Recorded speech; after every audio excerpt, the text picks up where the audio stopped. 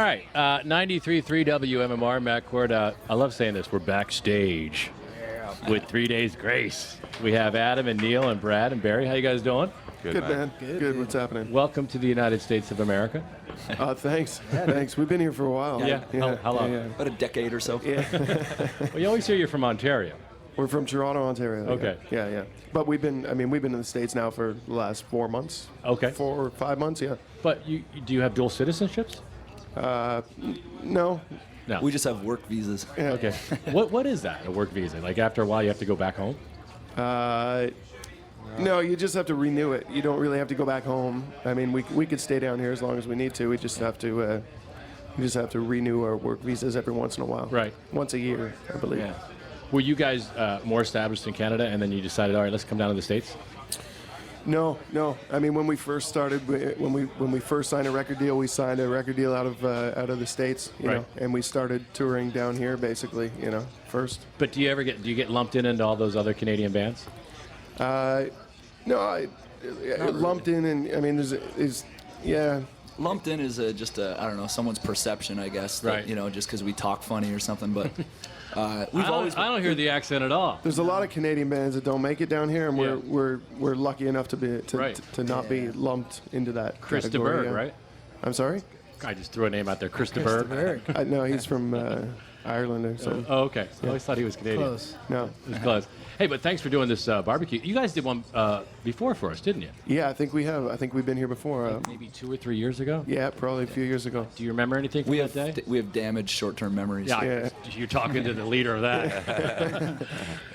Yeah, I remember we were probably on pretty early in the day. And, Okay. I mean, yeah, we've done so many shows, man. It's hard to remember. But I'm trying to think of who was on that bill that day. And it'll come back to me Don't once you ask guys me. leave. Chris de Burgh. Chris de Burgh. Was on the bill? I think he was on the bill. Right. Loverboy. It was an all-Canadian show. Are you guys hockey fans? yeah. Oh, yeah. And what team, I guess? Toronto? Yeah, we're Yeah. hopeless Leafs fans, man. Yeah. It's been a while, right? Yeah.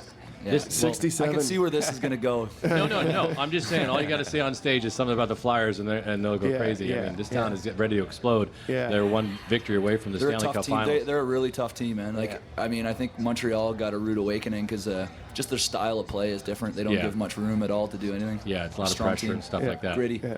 And I'm thinking for Toronto, you guys must hate the Canadians too. That's quite the rivalry. Montreal and Toronto is the rivalry, Right. basically, in Canada anyway. So. But So it's a tough one because the Canadians are the only Canadian team Right. left in the playoffs. So it's you know. Like if they were in the finals, you'd have to root for them, right? Yeah. See, No, it's funny though in Toronto how many like people all of a sudden throw on a red sweater, you know, Right. and all of a sudden they're Habs fans, you know, which kind of, if you're a true Leafs fan, you got to just kind of stick it out. I mean, Right. it's good to watch like good competitive hockey, Sure. but I'm not going to throw on a No. red jersey, start talking French all of a sudden. No, that's what you call a bandwagon jumper. I'd say that we're all Carcillo fans though, Why is that? just because he's a freak. It's Yeah, a I freak. like him, man. That's good. Good fighter, and I like tough. the little mustache that he wears too. Yeah, he's a spaz, man. Kind of like a porn star mustache, isn't Yeah. it? Well, I'm sure you guys are pretty excited. You guys won the gold medal too. Yeah, Oh, yeah. that was exciting. That's when all of Canada comes together, right? Oh yeah, that was pretty cool. Man. We were in. That's when you love where did we Sidney watch the Cro- game? We were in Florida watching the game in a parking lot. And it was pretty. That was huge for pretty intense. Canada. Yeah, it was wild. It got amazing numbers down here in the States, but I Yeah. can imagine up there. Yeah. It's always a big thing. You know, the And ice hockey in Canada is a big thing. Yeah. Yeah. So anyway, the new record that we're playing, Life Starts Now, The Good Life and Break. Good songs on the radio. Love playing them. Cool. Thanks. You know, do you guys, when you hear these on the radio, are you that kind of band that says, oh, man, let's turn it up? Or like, wow, I was just played after Metallica. Yeah, I think it's more one of those things where Right. you're squashed in between two bands that you've always sort of idolized. I mean, for me, that's kind of cool. Do you follow the chart success of your, like, do you call the record label? Do you find out, like, how it's doing and stuff like that? Because I could think Try that, not to, that could man. be, like, good and bad in the same way. Well, we don't Yeah. we've never really sweat that kind of thing, like numbers and charts and stuff. Right. You know, I think the fact that we're out on tour, that's the best indicator for us that everybody's digging the new stuff and our fan base is growing. You know, we're playing in front of these massive crowds. Everybody's singing everything. You know, even songs that aren't singles on the new record that we're playing, people are like singing all the words back to us, and that's a real indicator that something's happening. That's really Right. cool. You know, and we try to stay away from numbers because all that's just, you know, that doesn't really matter. We're kind of in it for the music. Yeah, and I'm sure it grows too. Like, after each show, like, wow, they know this song by now. They know that song by now. Yeah, for sure. And I guess you're just going to tour till you drop dead. Pretty much, man. That's pretty much the plan. Isn't that how you guys make money now, right? It's one of the only ways you make money, man. You got to get out there, you got to play, and it's that's what this business has turned into. I mean, you got to get out and you got to build a fan base from the ground up, you know.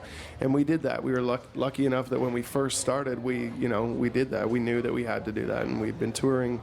We've been touring for 6 years basically straight. With breaks here and there, but yeah, you got to tour. Is it hard to say no?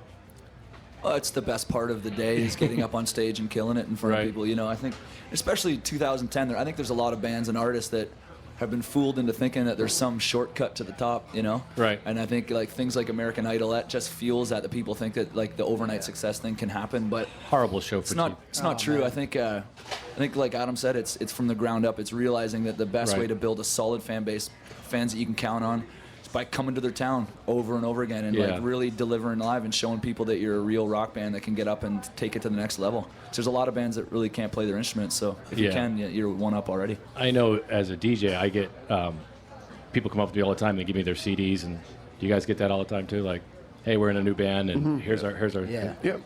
What kind of advice do you give them? I don't know, just play a lot, man. But do you listen to the CD? Yeah, usually. Yeah. We'll throw it on. We have a lot of CD release parties, out the window. Yeah. While we're Driving rolling down the the highway. road. Well, you guys go on stage today at 5:55. You're going to hang around and watch Alice in Chains and STP? Absolutely. Yeah. Absolutely, yeah. I'm sure you've seen these bands before.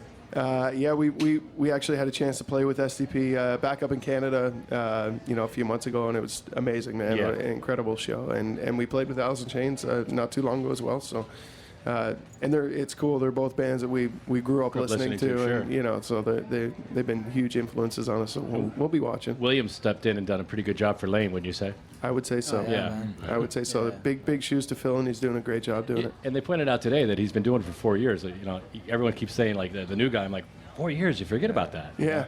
I mean, they're a real band. Yeah. They come together with him, Yeah. and then they're doing more music and everything like that. Yeah. So you guys on stage at 5:55. Adam, Barry, Neil, Brad, thank you. Thank you. 3 Days Grace. We're live backstage here at the MM Barbecue, 93.3 WMMR.